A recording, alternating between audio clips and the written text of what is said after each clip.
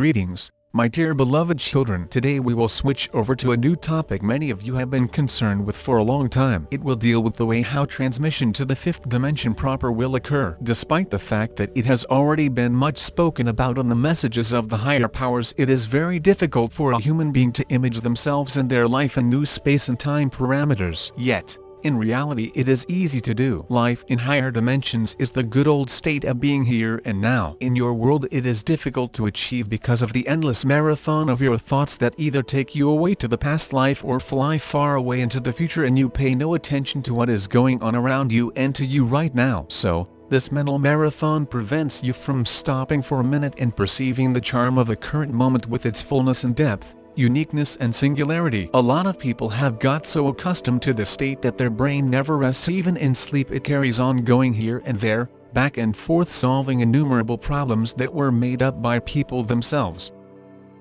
I understand that it is sometimes difficult to survive in the third dimension world, especially if you are responsible for your family. Do believe me, my dear ones, if you learn to live here and now in this world as well you would and have to survive, you would be able to live happily and jolly. Your major mistake is that by returning into the past in your thoughts you start trusting your past experience and try either to avoid the mistakes made in the past or repeat the success, and this way you work out certain programs driving yourselves to strict limits of patterns. While flying away into the future you often build castles in the era necessary for your soul, since your dreams are usually inspired not by your genuine dreams at all but by the image of pretty life that is vigorously imposed on you by your family, friends, acquaintances, advertisement, fashion. In other words, you are in a pursuit of cakes and ale. But if you learn to live here and now you would understand you need few things to be happy, and this state is a creation of your inner world and it does and require anything outside you.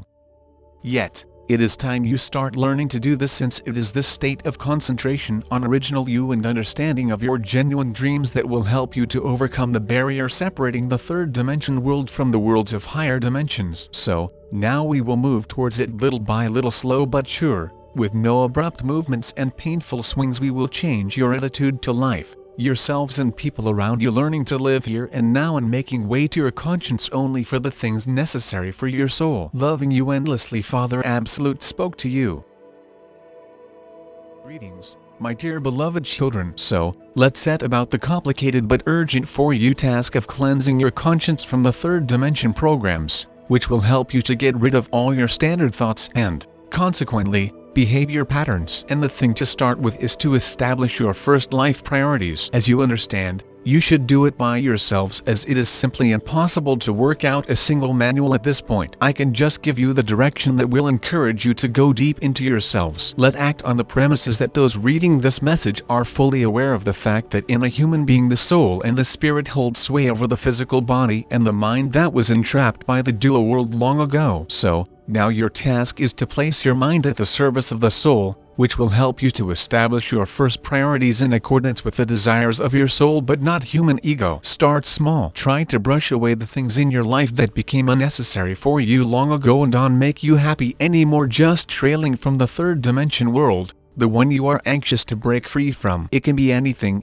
unnecessary clothes that you can give out to the needy, or responsibility for your nearest and dearest that you fulfill automatically simply out of habit, not for your enjoyment. It can also be long-term relations that have had their days and don't unite you with the people any longer but result in the feeling of rejection. I think many of you have already experienced it. The vibration gap between people which results in the rejection like this will only go on increasing. Of course, you should do all this in a mild and polite way, not opposing yourselves to others, boasting of your spirituality or exceptionality in comparison with all the rest, which will only result in their offense and encourage your false pride. From now on you should ally to delicacy and tact while treating anyone you come across on your way. Why is this so important? It is because these qualities are the only ones that can neutralize any negative emotions so often to arise between the people of the third dimension world. It will help you to avoid them and not to supply others with them, and consequently not to add the last straw of negative energy to the dual world camel. I know that it is difficult for many people,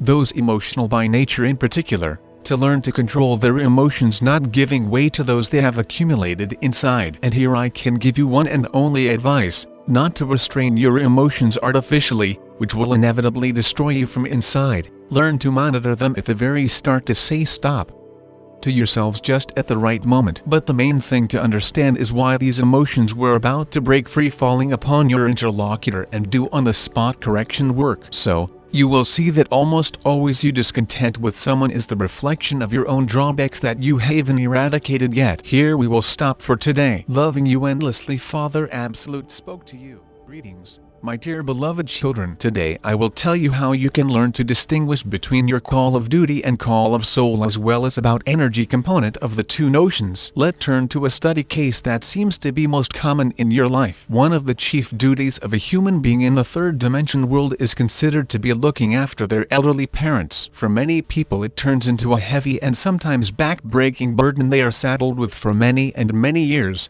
which deprives of the peace of mind and health these decent and selfless people who forget about themselves in favor of those in their care. At this point a lot depends on how congenial your and your parents' souls are. As it has already been said in many of my messages, there can be born souls of different ages, ranging from ancient to very young ones, in one and the same family. It often happens that children are the very ancient souls who have come to Earth to help people at this acute moment of the planet transmission period and to get the last experience of the third dimension world life, while the parents can be young inexperienced souls who have just started their spiritual journey. It is certain to happen not by chance. It encourages ancient souls embodied in children to consolidate their unconditional love experience, even finding themselves in the third dimension world, while younger souls get an opportunity to advance to the higher levels of their spiritual development, living side by side with pure and wise souls of their children. This is what occurs more and more often these days. That is why physical age is driven to the background and the expression age breeds wisdom is not valid in this case. Wisdom is gained by the quantity and quality of incarnations of souls at different levels of existence, and it becomes apparent now as ever. Next, let's imagine the following situation. Mother or father obsessed by the third dimension world passions and,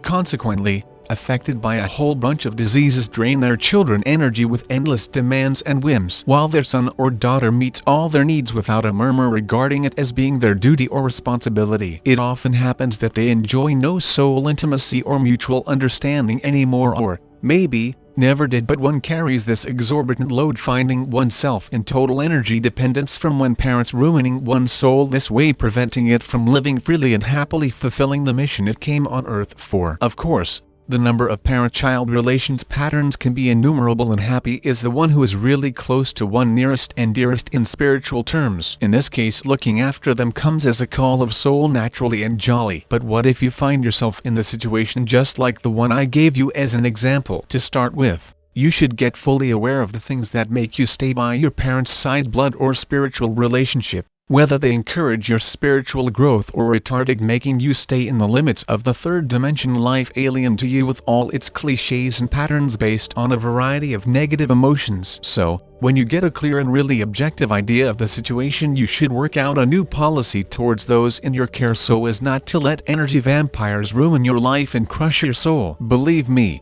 my dear ones, this is what often happens to those taking wrong the responsibility for the people they were born by. Well, how can you cut a good figure in such a complicated situation? You shouldn't certainly leave to the mercy of fate the sick and the helpless, but in terms of energy you should completely cut yourselves off from them. Believe my word, my dear ones, it wouldn't be cruel of you to do so. For from the divine point of view, not a single soul is allowed to live at the expense of any other soul. Everyone is responsible for the things they did. This is the way the law of reflection works. But if you let somebody else's negative programs intrude into your energy space, you assume their responsibility and get responsible for their sins, paying in your time, health and peace of mind. You can go on supporting them in any possible physical way, but in terms of energy you must be pure and self-sufficient. You should live your life, not theirs. If you can draw this borderline and learn to put into practice the things I told you about, you will return to yourself and will find the golden mean that will help you, fulfilling your human duty,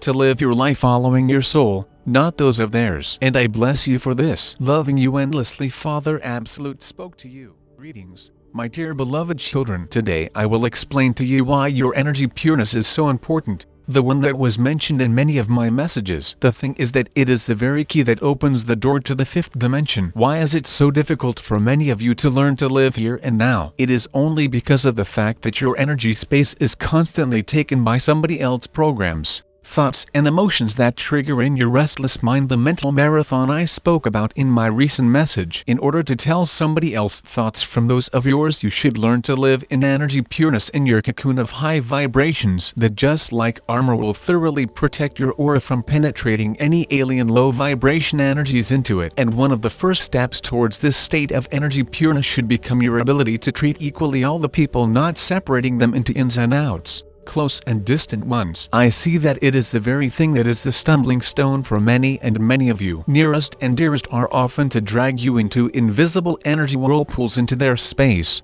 wishes, and, actually, into their life. You have already learned to escape unnecessary contacts with other people, whereas you can avoid your family. But this last obstacle can also be removed. It is necessary to outline precisely the limits of the allowable for your relatives. Make it clear for them that there are some things and notions that are sacred for you, and you can sacrifice them even in favor of your family, and that they are not allowed to intrude into your energy space no matter what they think of your worldviews and convictions. If you manage to get this autonomy in your own family, it will be your first step on the way to the state of here and now. You can ask me, what about my family duties? How can I escape them? You needn't escape them. You should just change your attitude to all the things you do. Learn to enjoy small things, your each and every action and deed. Try to be creative in everything you do. Let even everyday routine turn for you into fascinating pastime. And you can only achieve this by being here and now, getting head and heels into the things you are busy with at the moment. You will agree, my dear ones,